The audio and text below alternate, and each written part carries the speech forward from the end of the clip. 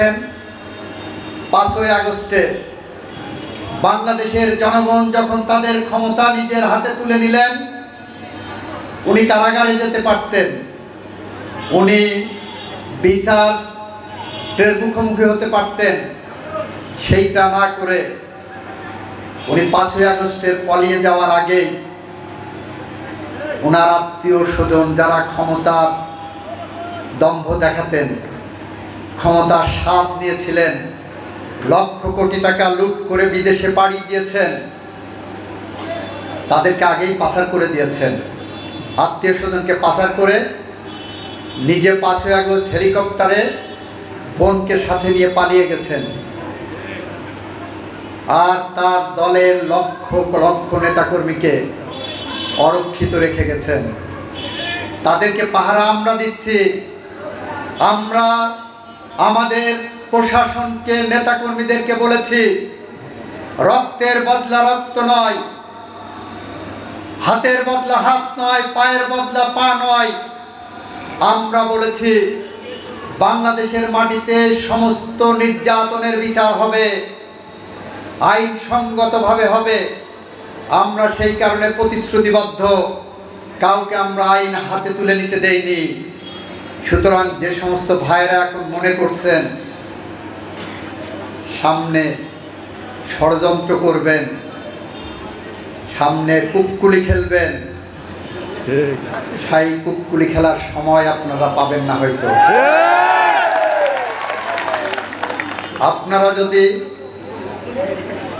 গত 1 বছরে বাংলাদেশের মানুষ আপনাদের যে ভালো হওয়ার সুযোগ দিয়েছে, এই সুযোগ যদি আপনারা কাজে না লাগান,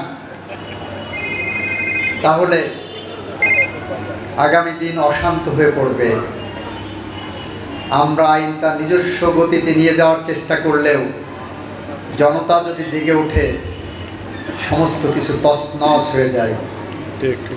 আমরা এমন একটি বাংলাদেশ চাই যে বাংলাদেশ শান্তিপূর্ণভাবে আইনের শাসন ফিরে আসে, যে বাংলাদেশে আর কোনো মায়ের বুক খালি না হয়, কেউ গুম না হয়, কেউ বিনা বিচারে গুলিবিদ্ধ হয়ে মারা না যায়, কারোর বিরুদ্ধে পুলিশ বাদী হয়ে মিথ্যা গায়েবী মামলা না করে।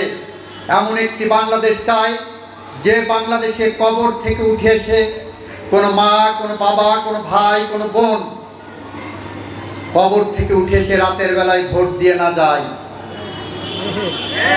এরকম একটি বাংলাদেশ চাই। 17 বছর ভোট দিতে পারেননি।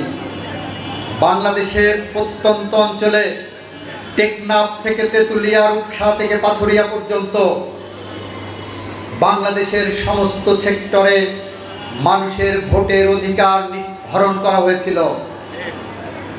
17 বছর পরে আগামী দিন ভোট দিতে যাচ্ছেন।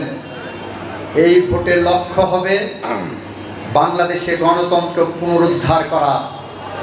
এই ভোটের লক্ষ্য হবে বাংলাদেশে উন্নয়ন এবং স্থিতিশীল রাজনীতি কায়েম করা, আইনের শাসন কায়েম করা।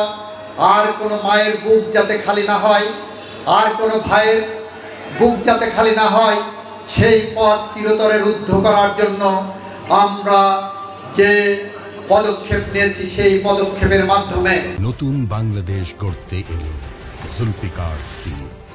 জুলফিকার স্টিল, ইস্পাত দৃঢ় অঙ্গীকার।